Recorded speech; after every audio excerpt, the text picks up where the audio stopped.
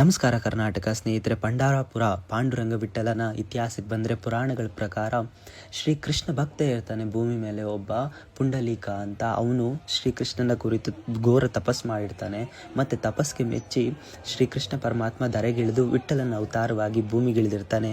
ಭೂಮಿಗಿಳಿದಂಥ ವಿಠಲ ಪರಮಾತ್ಮ ಪುಂಡಲೀಕನ ಮನೆಗೆ ಬಂದು ನಾನು ಬಂದಿದ್ದೀನಿ ಅಂತ ಹೇಳಿದಾಗ ಪುಂಡಲೀಕ ಎಷ್ಟು ಶ್ರೇಷ್ಠವಾದ ತಂದೆ ತಾಯಿ ಭಕ್ತ ಇದ್ದ ಅಂದರೆ ಅಲ್ಲೇ ಇರು, ನಾನು ಬರ್ತೀನಿ ಅಂತ ಶ್ರೀಕೃಷ್ಣ ಪರಮಾತ್ಮನಿಗೆ ಪುಂಡಲೀಕ ಹೇಳ್ತಾನೆ. ಆಗ ಶ್ರೀಕೃಷ್ಣ ಪರಮಾತ್ಮ ಅಲ್ಲೇ ಉಳಿದು ವಿಠಲನ ಅವತಾರವಾಗಿ ತಾಳಿ ಎಲ್ಲ ಭಕ್ತಾದಿಗಳಿಗೂ ದರ್ಶನ ಕೊಡ್ತಾನೆ ಅನ್ನೋದು ಪಂಢರಾಪುರದ ಇತಿಹಾಸ ಮತ್ತು ಪುರಾಣದ ಉಲ್ಲೇಖಗಳು.